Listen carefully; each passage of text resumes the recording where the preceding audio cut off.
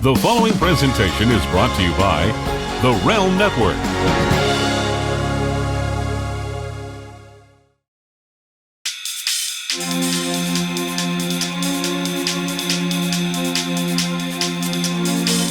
Welcome, everybody, to the special Making a Murderer podcast here at VinceRussoBrand.com. I am Jeff Lane, and I'm joined by Vince Russo and members of the brand, and we're going to be discussing the hit documentary Making a Murderer from Netflix, and we're going to get everybody's thoughts on the evidence presented, if they think he's guilty, innocent, all that stuff. So very excited about this. Now, Vince, you turned me on to this show.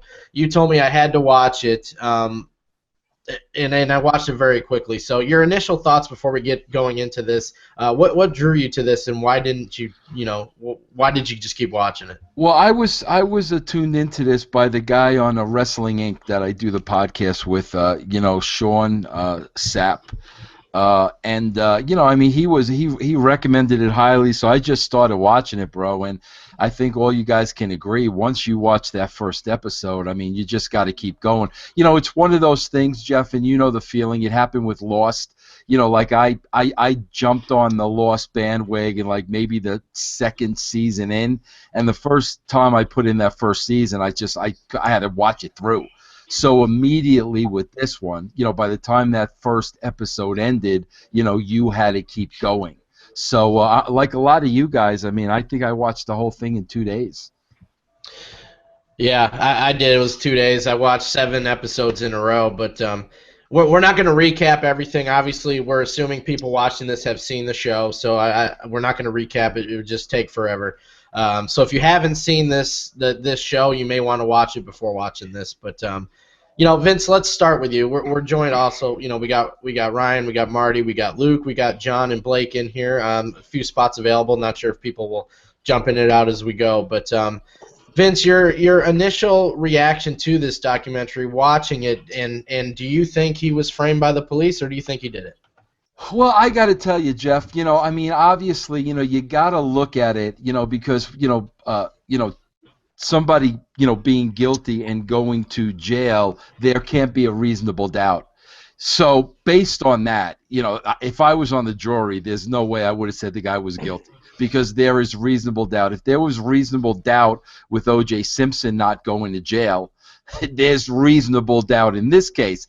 But there's on the other side of the coin, bro, here's the scary part of it. If Avery really is innocent, bro, you're almost looking at the police having to be involved in the murder, which, like, I don't know if I believe that side of it. Was it coincidental that the woman was just murdered? Do you have to go as far as to think, were the police involved in the murder, which is really taking it to another extreme? But I'll also say this, Jeff. There are a lot of people online now that are really going to bat for Avery, that he's innocent and making a stand and signing petitions and doing that. I know, like, Sean Waltman, is one of those guys. I got to tell you, bro, I don't know if I'd go that far, that I would be stating my reputation that without a shadow of a doubt this guy was innocent, because I don't believe that. I don't believe without a shadow of a doubt he didn't do it. But I definitely do believe there was reasonable doubt. Yeah, I mean, that's the thing for me, is the reasonable doubt. I just don't. I think there's enough question marks to say, did this guy do it? And there's been some stuff that's come out afterwards, and I'm sure we'll get into that. But let's go down the line with the brand and just get their thought here, just on the innocent or guilty, or if the cops framed him to start off. So let's start with Ryan. So what are your thoughts, Ryan? Stephen Avery, did he do it? Was he framed? I honestly think it's a little bit of both. To reasonable doubt, yes, but if it were up to me, my gut instinct, yes, he is guilty. And I have my reasons that I'll get into in a little bit. But I also think that the cops definitely tampered and, if you want to use a wrestling term, worked it to make it unquestionable, signs pointing to him. So I think the cops are crooked, no doubt, and I'm not on their side. Obviously, a lot of stuff came out, but there was also a lot of stuff left out. in my opinion, from the documentary. Not to say, like I said, to take the cop's side, but I just have a hunch, and some of the stories that I've read, that the narrative was really positioned in Avery's favor and really left out a lot of key things in terms of things that would work against Stephen Avery. So you think he did it, but the cops made sure they got the conviction by planting the evidence, just to be sure? Correct, 100%. Yes, that's my opinion. Yep. Well, Okay, Ryan, but- I want to hear, though, before you go down the line, Jeff, because I don't want it to get lost in the shuffle. I want to hear, Ryan, like, why do you think he was guilty?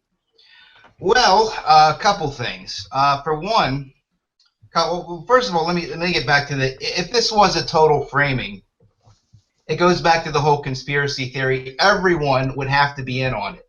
That you would have to have. I don't know how two cops could pull this entire thing off with everyone being in on it. Not even a slight chance of someone saying, "Dude, this is wrong. I can't live with this." Ratting people out, and the shit would hit the fan so hard that their careers would be completely destroyed. Forget about what happened when they screwed up the rape trial. So that's one thing. I just think that the framing, in that respect, I don't think was possible. Another reason, no one. Why didn't anyone? They never bring up the mental. This is one of the reasons. Why never was it brought up the mental health or the mental state of Stephen Avery? I mean, they said in high school they brought up that he wasn't the smartest kid in the class, but that's besides the point. Nobody brought up, could this guy possibly be bipolar? Does he have mental issues? Does he have schizophrenia? Does he have any kind of mental state that puts him in a way that really is a detriment to how he acts? What I heard was the details that were left out were he had a history of sexual issues with women. He had a history of, what we have here. When people would come to the salvage yards, he would kind of, this is all conjecture. I don't live on the Avery property or anything like that. But apparently he had situations like this in the past. Also, here's another thing I wrote down. Wait a minute. Okay, they never really. One thing that stands out to me, and this is just my opinion.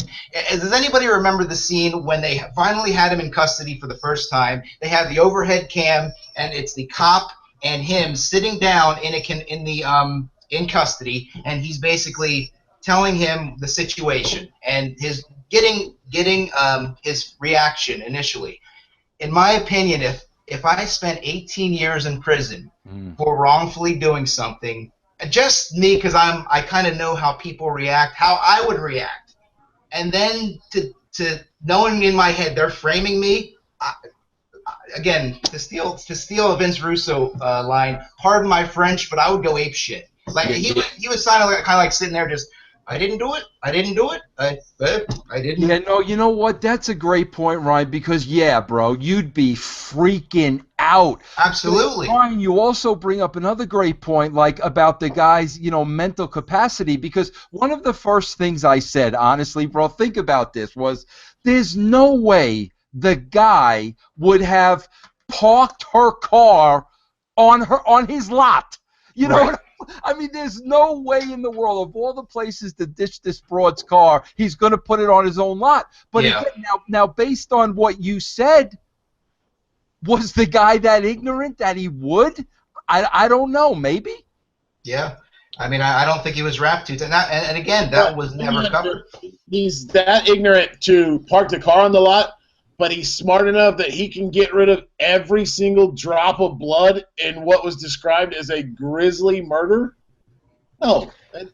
That's my thing. And since you brought it up, Blake, we'll go to you. First, let us know if you think he was framed or if he did it. And second of all, the thing with my doubt is if they believe Brendan's story, where was all the blood that he talked about when he slit her throat? So that's my thing. So take it on that, Blake. I agree pretty much with what Ryan said. I think he did it, but I think that the cops wanted to make sure there was no chance that he got out of it, and so they did. They planted evidence. They coerced this I don't want to use, a derogatory, but just a hair short of mentally challenged kid into, giving. Well, he definitely had a learning disability. I mean, that's for sure. But he was, just to me, just borderline on the other side of full-blown mentally challenged. I mean, you could tell the kid just couldn't. He didn't comprehend what was going on, and they concoct this grisly story, and it's just like Vince just said.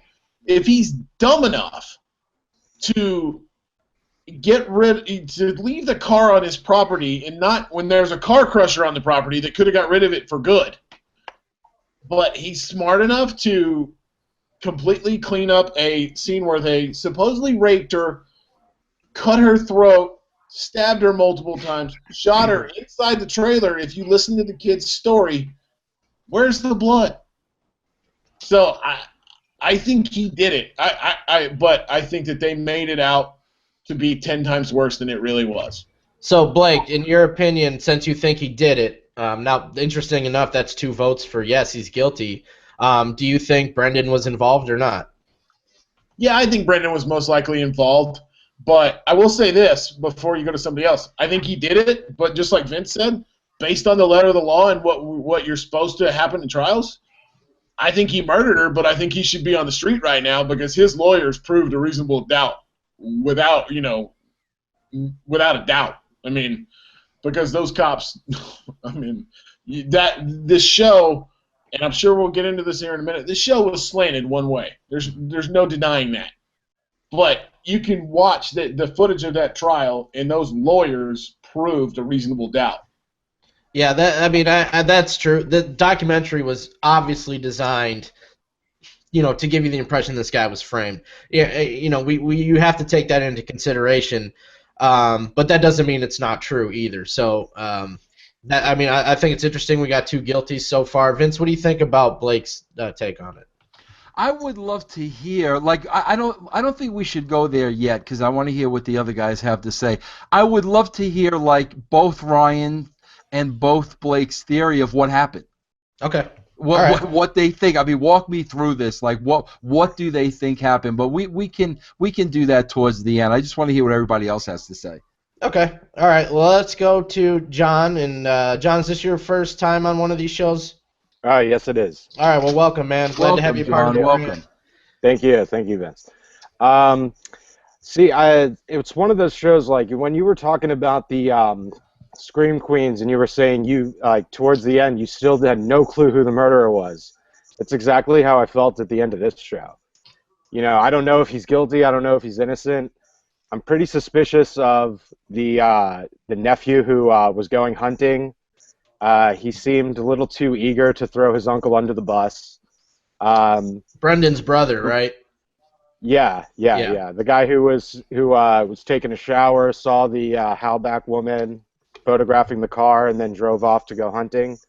When especially we know that the only evidence of how she was killed was a gunshot wound. There's no evidence of her being stabbed, throat slit, nothing.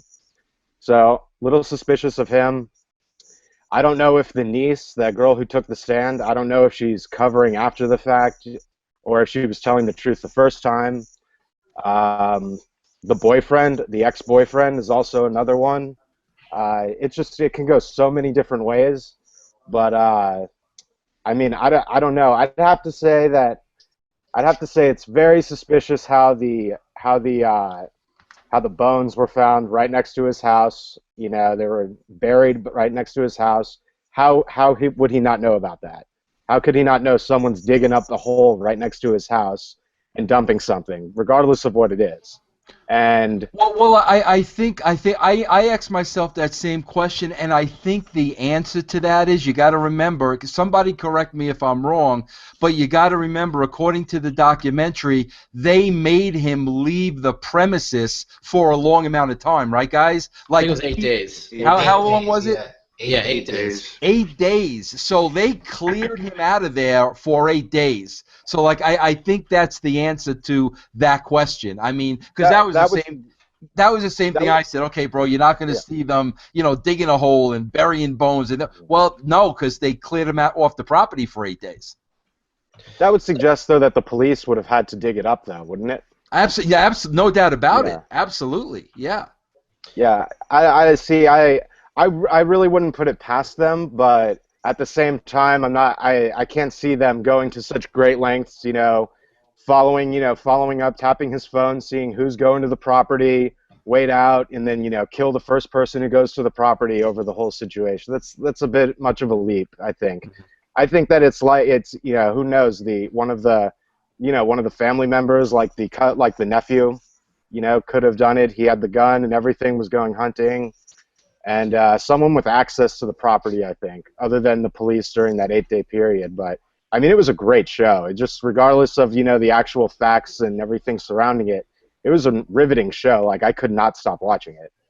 Yeah, you talk about the nephew there, and I just thought it was strange that him, and I think it was his stepdad, the shady guy with the mustache, like that dude was just shady. Like their only alibis were each other. Mhm. That was kind of fishy, you know what I mean? Yeah. So if you're on the stand, I'm sorry, if you're in the jury, John, do you go innocent or guilty here?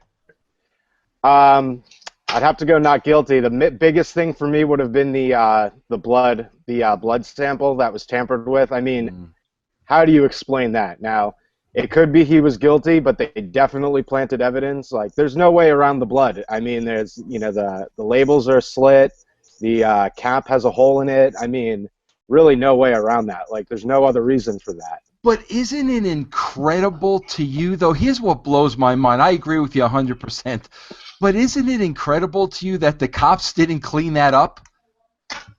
You know what I'm saying? Like that they didn't reseal that box. They didn't put a new. I mean, They sealed it with Scotch tape. Yeah, Scotch tape. I mean, how? Like we're all saying that Avery isn't the sharpest knife in the drawer, but what about that freaking police department? Like, that's insanity.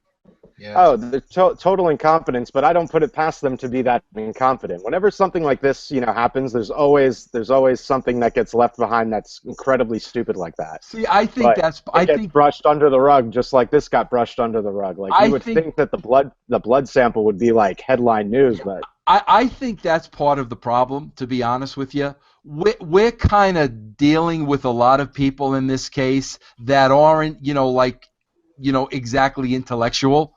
So, like, that's why to us we're saying, well, what about this and what about that and why didn't you do this and why didn't you do that? Listen, we're dealing in this case with a lot of people that are incompetent. You saw the prosecuting attorney. Are you freaking kidding me? I mean, the guy should have been fired on the first day. So I think that has a lot to do with why there are just so many questions and why a lot of it doesn't add up. I just don't think we had a lot of intelligent people involved in this. Absolutely. and one thing I would have. Oh, sorry. That's okay. Who was talking? Go ahead. All right. One thing I would have liked to have seen in the investigation was I would have liked them to have tested the bones to see what like the heat source was, because you can, if it's like a crematorium, they're using like propane or something. You can tell that on the bones themselves. It wasn't a crematorium because they didn't look charred enough, but you could tell if they were throwing tires and stuff in the fire. You'd see like residual like burnt rubber and stuff in there, and I would have liked to have seen something like that so you can make sort of give you an idea of where the fire was. But yeah, I mean, I saw a special on Fox News the other night, and they were covering this, and they had an expert on there, and he said there is no way that in the open fire like that it could have got hot enough to burn the body down to what it was, to the bone fragments. Yeah, there's just no way. It's kind of where I was thinking, man. Yeah, so Vince, he brought up the multiple characters in like Scream Queens. We don't know who did it. If Avery didn't do it and the cops didn't do it, do you think any of those other characters that we saw on the show are the actual killer? Oh God, bro, this thing is just so freaking bizarre. And I don't know, like, there's been more developments like just in the last couple of days that totally blow my mind. First of all, we got to take something into consideration, right? Avery's defending himself now because he can't afford a lawyer. So you got to ask the question right there, if he's so guilty, then why hasn't a lawyer jumped to his aid and offered to defend him again, for no charge? Nobody's offered to do that, so the guy's got to defend himself. Also, in the last week, Avery, first of all, literally at the end of last week, He accused his two brothers of doing it, okay? And I was just reading today that his new defense today is that somebody on the jury was out to get him. So he wants a retrial because somebody. Listen, bro, if I didn't do this, I'm screaming at the top of my lungs. Yeah. I did not kill this woman. It's not my duty to find out who did it. Right. But the guy has never said that. It kind of goes like back to Ryan. You would be think about if any of you guys were convicted of murdering somebody and you didn't do it. You would be freaking out. You know, this guy, well, maybe my brothers did it. Well, maybe the juror was out to get me. I don't know, man. That's a good point, Vince. But the rape case, he didn't really freak out on that one either, and he was proven innocent of that. So maybe it's just his mental makeup that he's just not that type of person. I guess.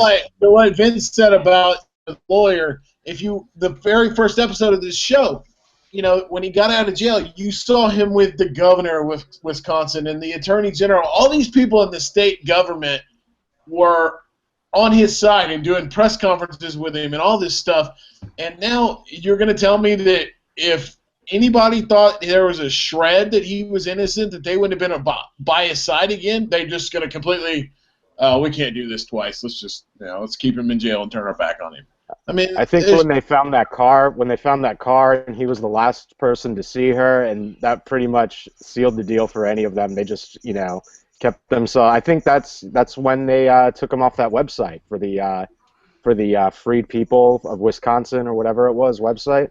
I think once they found out, they initially found out he was the last to see her, and then when they found that car, that's when they cut all ties. And also, Blake, like bro, that's how politicians are through and through. They are going to so separate themselves from this, innocent or guilty. Nobody's going to put their reputation on the line. I mean, that's just how politicians are. I mean, so that doesn't surprise me. But I'm talking about, a lawyer. Man, I saw this evidence. Shoot, I'm going to go in there and defend this guy. Nobody in the entire country has stepped up to do that. Interesting enough. Since the show's come out, it's only been about a month. You're going to see lawyers, stepping up to try and help him out, I think. Yeah, it could be because look how famous those two guys are now. You know what I mean? The guys he had. Everybody knows who they are. So a lawyer may just do it for free just to get his name out there and get his name in the spotlight or whatever. We're going to go here to Luke and Marty. Just first I want to give you some food for thought. I know a few police officers, and one of them I had asked to watch this, and he texted me a couple hours ago saying, in his opinion, this is a police officer's opinion, the key was not there. The key was placed there by those cops, and those two cops had no business being there. So that's an opinion of a police officer. So I agree 100% with that part of it. Yeah. Me too. The key was definitely planted, and I think they scrubbed it and put his prints on it, yes. All right, let's go to Marty.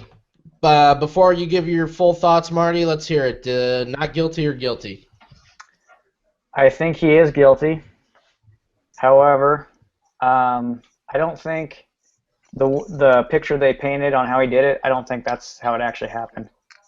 So how do you think it happened then? Because Vince, this is interesting because you didn't think there would be anybody that thought he was guilty, and I'm surprised we got three so far. So Marty, if you think he's guilty, but it wasn't how they painted, like in your opinion, how did he do it? Well, I don't think it actually happened in the trailer, and it did not happen in the garage because I think you would have found blood. The only place they found blood in was the back of the RAV4. So I think the murder happened inside the vehicle. He drove her over to the fire pit, and to make sure she was dead, he shot her. So. And is that just your feeling, or are you basing this off of like some type of evidence you saw? That's just my personal opinion. Okay, Vince, thoughts on that? There wasn't a lot of her blood found in the RAV4, was there not? There wasn't. I think what happened there was obviously must have tried to harm her or rape her, and there was obviously she probably tried to resist. He got hurt. She got hurt. He ended up probably strangling her, and then, because I think that was also part of the way she died. They said strangulation or asphyxiation or whatever you call it. So I think he strangled her, and then she died, and just to make sure she was dead, he shot her before he put her in the fire. So. Vince, thoughts on Marty's take there?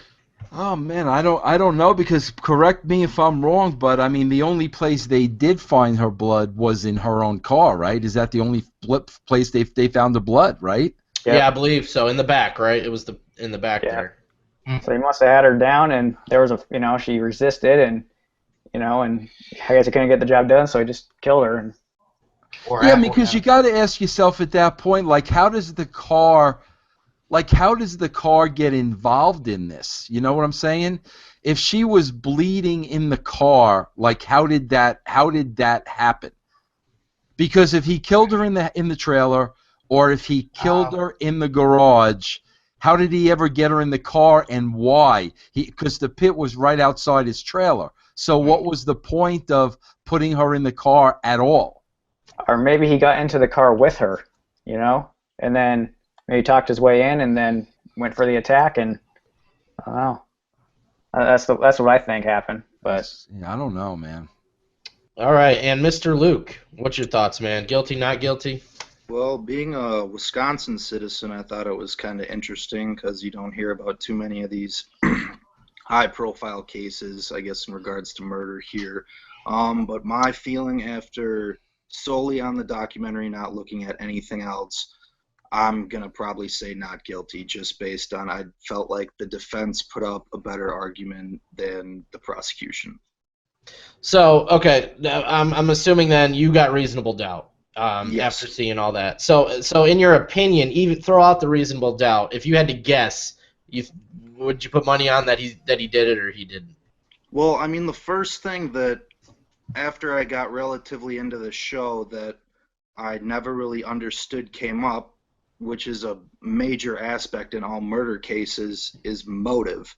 I never heard that brought up one time throughout this entire documentary. So, I mean, like you said, after maybe doing some digging, you found out that he might have had some sexual fantasies or sexual mental issues when it comes to that. But I'm just basing my opinion solely off of the documentary I saw.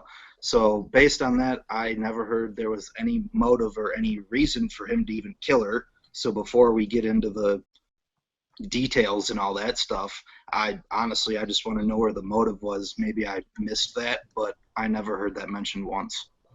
Now that's a great point. Vince, were you surprised that we really didn't hear anything about motive by either side?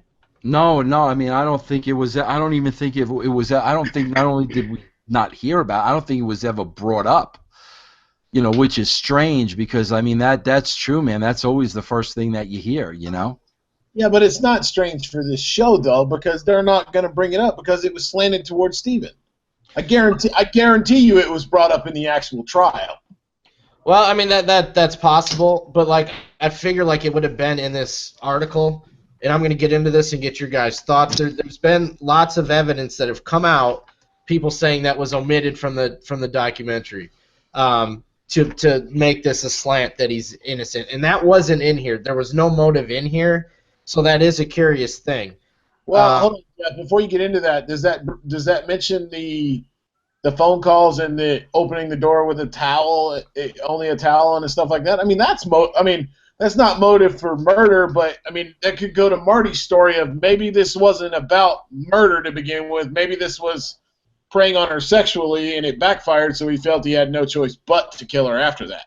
Yeah, I mean that's possible. That's very possible. I'm going to give these and get your takes, but my take on these are none. These are all, in my opinion. I'm not a lawyer. I don't know how this works, but I don't think any of these prove that he did it. So I want to get all your takes, and we'll start with Vince. We'll go through a couple of these. Like some of these are stupid, like he had porn on his computer. Okay, if that was evidence for murder, I think we're going to lock up 80-90% of the nation. So I'm not going with that one. But they found leg irons and handcuffs in his apartment and in the nephew's apartment. But there was no DNA on any of them belonging to Teresa Halbach. And what Avery said was they were experimenting, him and his girlfriend, sexually with the handcuffs. So they found handcuffs that they say is what Brendan said that they tied him to the bed. So does anybody think that is a smoking gun right there? Vince? No. No, Well, did they you, now they found handcuffs, Jeff, in both places. They said, okay, the criminal complaint, the authorities located items of restraints within Stephen Avery's residence, including handcuffs and leg irons. And then in the testimony in Dassey's trial, that's not the only place they found it. The guy from the Department of Justice investigator testified that they also found irons and handcuffs in Dassey's mother's place. But Brendan's DNA and prints were not on them.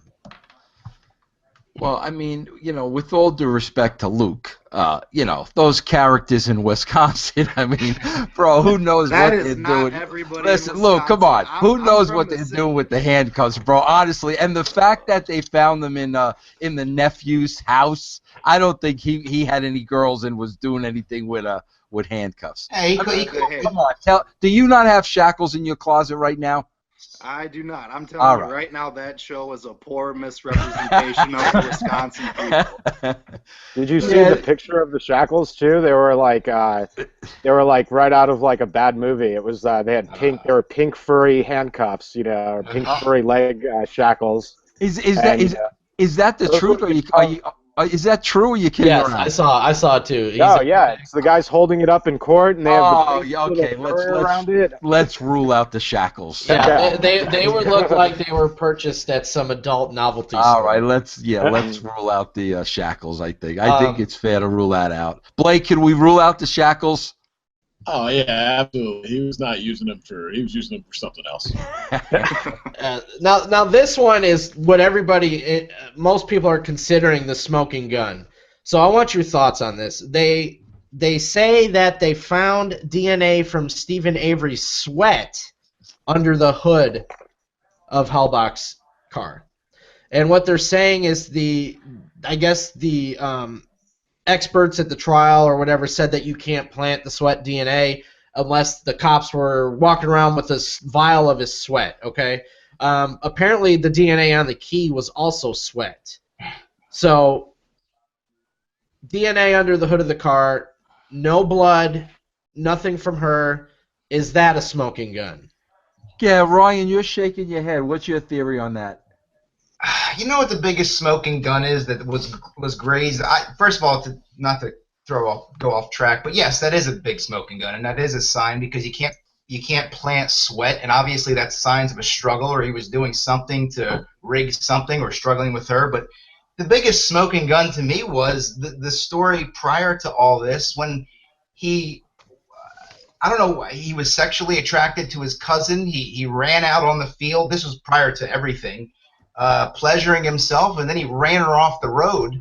I mean, that right there should tell you this man's mental state. He wasn't a 10-year-old kid when he did that. He was, 18, 19, 20. And it just I feel like stuff like that is grazed over. I mean, I think that he just wasn't a sane person. And anybody on camera can appear to be, if you have half the bricks up here packed, appear to be innocent and appear to be, with it, but I just think he was literally insane. And I think the parents, not to go off track, guys, but we didn't bring up his parents. They're just selling that he's innocent. He didn't do it. A lot of times in situations where you have someone with a mental issue, a lot of times it stems from the parents. There may be a mental disability that runs in their family that nobody really talks about. I just think I'm crapping on him right now, but 100%. It's not even a question for me.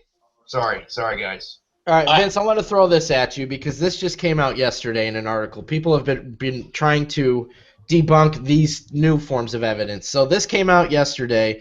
I saw on Fox News that one of the experts said that sweat DNA can be found on skin cells, and he can see that being planted. This is just one expert's opinion. I don't know if that's true. The lawyer, Dean Strang, was on Fox News, and he said sweat DNA under a hood does not prove murder. So we take that into consideration. But this just came out yesterday. One of the investigators that found the DNA under the hood of Halbach's RAV4 admitted to not changing his gloves after handling other evidence inside the vehicle. So that has also come out. So After Vince, handling yeah, other I'm evidence not- I'm inside not the s- vehicle. what was that? Who was that? I'm sorry. After he didn't change his gloves after handling other evidence inside the vehicle. Yes. Oh, well, then how's his DNA going to get from inside the vehicle onto the gloves, onto the hood, if he wasn't inside the vehicle? Yeah, see, I don't understand all that stuff. Yeah. I have no idea. But that's what they're throwing out. This was on Up Rocks today. So. Hold on, I want to go back to the sweat thing because I think, to me, that's a dead sign if something was going on because, and Luke can testify to this because he lives up there. Luke, I'm guessing that around Halloween in Wisconsin, you're not just going to be like all hot and sweaty just randomly in the middle of the day. I'm guessing it's probably fairly cool up there at that time of year. Yeah, I mean, I'd say in my past experience, it's usually pretty freaking cold October 31st. So something was going on if he was real sweaty and dealing with that car. Ah, good point. Good point, Blake. No, but that's not necessarily true, Blake. Say she was having car problems, and say he opened up the hood of the car and looked in the car. Say the guy's an imbecile. Say he opened up the radiator cap while it was hot. There's a million reasons why they could have been That's going to sweating. make him sweaty by opening up the radiator? Bro, I'm more Blake. Ian, Listen, Blake, I'm going to be honest with you. I'm more concerned now if Luke is looking to move out of the state. To be honest with you. Well, Luke, I might are after you this nervous little that episode. with Wisconsin law, this was one of the interesting part of the things to the trial to me, is the lawyers were not allowed to present other suspects that they thought did it because of Wisconsin law. Wow. You know what I mean? That was a big part of the case, I thought. What do you think I about will that? say before Luke answers, I will say this. If I was Luke, I wouldn't want to get a freaking parking ticket in Wisconsin. No way, man. I just got 2 this week, so I'm Well, okay you so better go pay them tomorrow, buddy. You better go pay them tomorrow, man. So Vince, sweat DNA, or is that the smoking gun under the hood? No, it's not at all. You want to know something that nobody has brought up that I think is very, very telling, okay? If, say any one of you guys, okay, any one of you guys, say somebody very close to you, a relative, a brother, a parent, somebody very, very close to you is accused of murder. What is going to be your first reaction without even thinking twice? Depends on the relative. Say it's a brother or a sister or a parent. What's going to be the first reaction? They didn't No do way. it. No way. Okay. Do you guys remember when his nephew confessed, and remember the phone call from his sister to Avery? Remember that phone call? And she was like, "What the F did you do to my son?" Like, there was no question in her mind that her own brother was capable of this. Did you notice? I mean, like, zero question. That wasn't normal to me, because any of us put in that situation, you'd have to be in denial. Even if there was guilty as sin, there's no way. Not my brother, not my sister. She just threw that guy under the bus without thinking twice about it. So his own sister had to think he was capable of doing something like that. Yeah. Yeah, Is either this- that or that was she didn't when- think there was any chance that her son would be lying to her. You know what I mean? Right. Right. So maybe she just took her son's word, and that could be too. I don't know, but that's a good point, man. Yeah. Um, At first she said that she didn't think he could do it, though. But when her son got arrested for it, I think that was more out of anger because of her son. You know, I don't think it was so much like my brother could do this, as much as it was like, you know, oh, my brother screwed up my son's life, or something along those lines. Yeah. Like he dragged him into this whole legal thing. I think the worst atrocity is the fact that, Dassey, is in jail because they're saying they believed his story. I mean, that's why he's in jail. He gave a confession, and they're saying that they believe the confession. Well, that's the biggest travesty, because if his story is true, like everybody said, where was the blood in the trailer? So, like, they found no blood in the trailer, but they said he's guilty. He's going to jail because we believe his, we believe his confession. Okay, if his confession is true, how can you find zero blood in that bedroom and believe the confession? That's the part to me. The nephew is 100 times less guilty to me than Avery is. Well, and do you guys remember what Dassey said in the towards the end of the show in like the final trial when they were questioning him?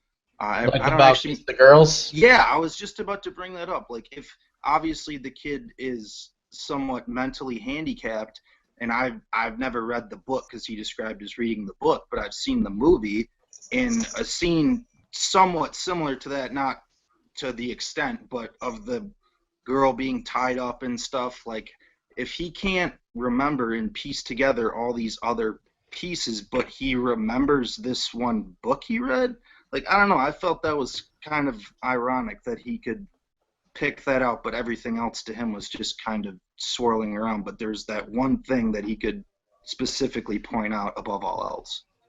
Well, what about the scene where they're questioning him and he draws an image of the girl laying on the bed with her hands shackled and her feet tied up? Is that? I mean, everybody says he was led on to draw that, but why? I just want to get in the kid's mind. Like, why would he draw such a detailed diagram like that if he, at that point, he should have known that, okay, shit, this is a bad thing. I don't know. That was kind of weird to me that he actually drew an image of it. That was kind of very creepy. I think he's one of those people where it's like he doesn't really think like outside of the moment, you know, like at this moment I want them to stop bothering me, stop calling me a liar, you know. And it wasn't all that detailed. It was like a stick figure with its arms out and, like, you know, a rope and a chain. So I think it was... Yeah, that was like the one thing that I kept trying to like remind myself throughout the whole process of it, that you're not dealing with a normal, fully developed, rational human being at the time. You're dealing with someone who is mentally and emotionally all over the place. And then you can obviously pose the argument that, yes, he was forced into saying and doing all these things, but I mean, ultimately at the end of the day, you're your own person, you make your own decisions. But with that being said, he's not all there upstairs, so how pretty much anything he says can be corroborated in any way, shape, or form, I don't understand. His story changes every time he tells it, so I don't know what to believe, what he says. So it's really hard to say what.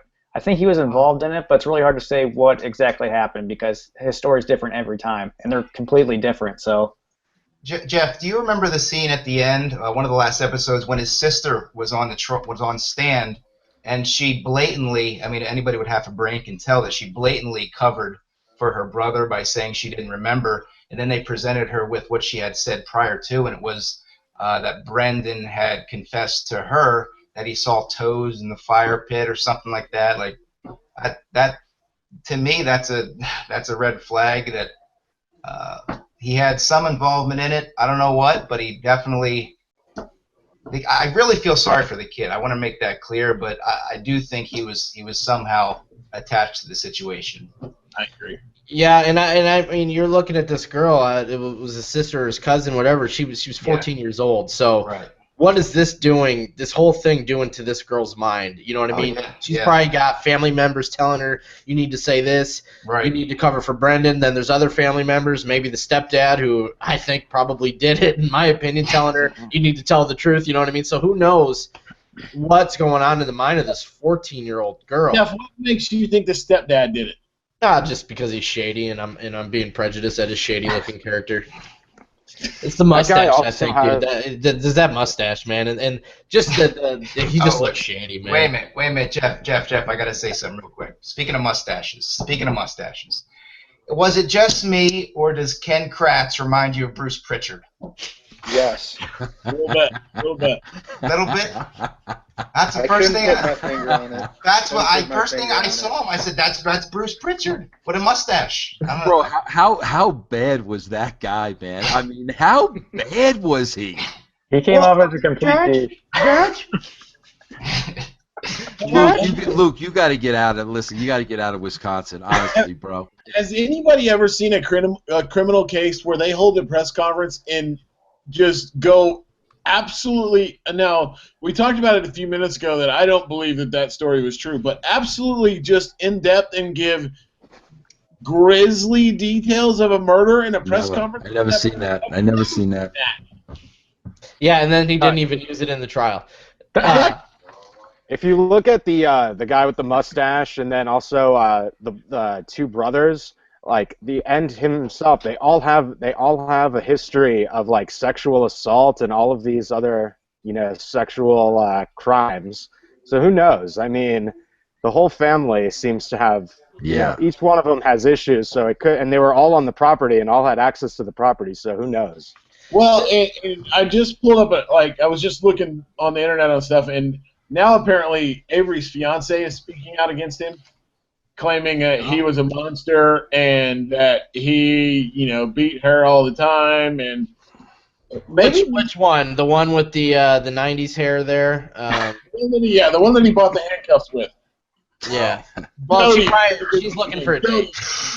But maybe that's where this case goes. Is it's not? I mean, yes, obviously it resulted in a murder, but it's not about murder in principle. It's about a guy that had serious sexual issues, whether it's what Ryan's talking about, he just had a mental issue, or he was just sick, and had that problem because she, and again, consider the source here, but the quote of this article from Variety is, he told me once all bitches owe him because that one that sent him to prison the first time. So maybe that first incident completely changed him as a person, and he came out as this, guy that had no respect for women and just felt like they owed him whatever. And so, and that would play into Marty's story, which is he tried to, get this Teresa Hallback chick to give him some, and she wouldn't, and he ended up, beating her and killing her or something like that. And what did he do? Check the radiator before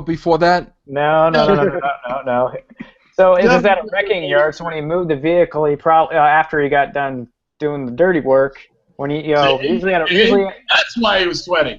Usually at a junkyard, they usually remove the battery or and other things under the hood. So he probably. Hey Marty, maybe you did it. Maybe you did it. You know so much about removing batteries. Even in 50-degree Wisconsin. Hey Ryan, the more and more I listen to this Marty over here, I didn't know you removed batteries I didn't know this stuff. Yeah, they usually remove them. They sell them up at the front. But you see? I mean, maybe Marty's from Wisconsin. I don't know if you guys seen this, but Marty has a video online in the shower with his shirt off. Doing the Val Venus, so he could be answering his door in a towel. And I did see that. Can you imagine now if he's a suspect and the cops find that on his computer? Forget about it. He's going away, man. Vince, I got suspect number one, and it is our close personal friend who just acquired a bunch of knives. Scott Case. Scott Case. I swear to God, man. This guy's gonna give me a heart attack with the freaking knife. Don't get me started with Scott. We're almost out of time, and there's a couple more things I wanted to get in real quick. And specifically, I thought this was overlooked. The jury acquitted him of the mutilation charge. I don't know if you guys noticed that. So what they're saying is there isn't reasonable evidence that he burned the body and mutilated it. So how can they find that but then find him guilty? You know what I mean? Isn't that a big part of the whole puzzle that puts it together? That to find him guilty. Vince, what do you think of that? Well, you gotta, Jeff, I gotta be honest with you now. Listen, let's be honest here, okay? The cops, if they had something to do with this, okay, and I don't think there's any question in anybody's mind here that there is without a doubt reasonable doubt. There's no getting around that. Well, with that being said, and everything that these cops did, there is no way some of these jurors were not in their pocket. There's absolutely no way that they didn't get to these jurors or these jurors were afraid of a non-guilty verdict. There's no way. If they went to these extents, they had to get to people on that jury. They had to. because there's no way anybody can look at this case and say, okay, there's not a reasonable doubt. This guy is 100% guilty. Put him behind. There's just no way, bro. There's no way. Yeah, and this Also, just remember came that out. we didn't see. It We says didn't so see the whole many. trial. Yeah, that's true. Yeah. But also, this came out that the Avery's defense team dismissed so many problematic jurors that they ran out of dismissals. They couldn't dismiss anymore. There you go. And one of the people that was on the jury, his son is a Manitowoc County Sheriff deputy. There you go. So, Hey, speaking of the jury, did anybody see the directors of the movie on the Today Show? No. no. On the Today Show, and granted, they didn't come out and say it's this person and prove they're wrong. They claim that they have a juror that has came to them and said Stephen deserves another trial outside of state and it will be a different story. But they convicted him. So that would play. I mean, I don't see how I don't know if it's just because of the momentum of the series, but if you truly believe that somebody is innocent or they proved reasonable doubt, how can you just vote guilty in a trial like that? That would, I mean, that just plays into the shady aspect of all this. Maybe somebody got to the jurors. I mean, I don't know, man. It's A lot of lying going on. yeah. I think there's a lot more problem. Like his trial wasn't so problematic as much as Brendan's was, because Brendan's there's no physical evidence of anything, and he got charged with the stuff that Stephen Avery did not get charged with, and he was found guilty of it: the sexual assault, the imprisonment, and all of that stuff. And he was convicted of everything without any evidence. There wasn't a car on his, it wasn't the car on his property. It wasn't the bones on his property. And those are the two main things, are the car and the bones. So, I mean, I think that one's the most problematic. And I think the worst part about it is if you look at the string of lawyers he had the guy who looked just like, he looked in just like Lester Nygaard from the first season of Fargo. And Jeff knows what I'm talking about. And it was just as weaselly and sleazy as, Lester Nygaard. And then you had the two other guys who, seemed to be helpful at first, but you saw through the trial, at least in the parts of the trial they showed in the show, it didn't seem very helpful. They did not show that last clip of the interrogation where he says, "Oh, Mom, they got into my head." They refused. They said that it was okay not to show that part, but show the rest of the interrogation. So, I mean, I think the real miscarriage of justice was his trial. Yeah. The lawyers did a great job for Avery, and they put it out there, and they got, they weren't able to sway the jury. Maybe he deserves another trial, but Brendan's was, I mean, a screw job from day one. Yeah. I feel like, it's supposed to be innocent until proven guilty. I think they were all guilty until proven innocent. I mean, it seemed really biased, and you could tell that they thought they were guilty, and they weren't stepping back and looking at it, objectively and seeing, here's the evidence, what does it point to? They already thought they were doing it, and they were trying to find ways to convict them. So. You know what really sucks that nobody's really brought up? Her family. You know what I mean? I mean, the poor girl's family, they really don't know. You know what I mean? I mean, that's got to be awful, because there has to be a shred in their mind of, did the cops have something to do with killing my daughter? You know what I'm saying? I mean, that's horrible that they haven't really been able to get a clear-cut answer to what happened to their daughter. I think that's horrible. Speaking of one of her aunts said interview the other day, and she said the family's upset that this documentary came out. They're making everybody live through it again, and everybody's telling them that they got the wrong guy, and they all believe beyond a shadow of a doubt that Stephen Avery did. Yeah, that's kind of what I think. That's why they weren't featured, is because they're so vocal against Avery, and that went against the documentary. Yeah. Well, and then again, too, they're obviously the family of the victim, too, so they don't really have that third-party objectivity there. I mean, if someone that close to you is killed, you got to look at somebody. You got to put it on somebody. So I mean, I don't really blame him for that, because the brother was really vocal in the documentary and saying it was Avery and stuff. So I don't blame the family at all when it comes to that aspect. I mean, it's impossible to be objective when you're in that position. Yeah. All right. Well, we are just about out of time. Vince, any final thoughts before we sign off? Yeah, here? Luke, please pay your tickets tomorrow. Don't wait till Friday. Pay them tomorrow, please, bro. Because if all of a sudden we do a Brand Speaks and you're not on here, I'm going to think the worst. All right, well, and then probably the next month after, I'll be on Netflix in a 20-part series. So, just real quick though, I know someone brought up the Katz Pritchard comparison. Did anybody at one point also think, with just how the guy's voice was, that he was just all of a sudden gonna break out into like a Paul Bearer promo? Oh, Mr. Avery! Well. Like I swear, oh god. That would have been tremendous.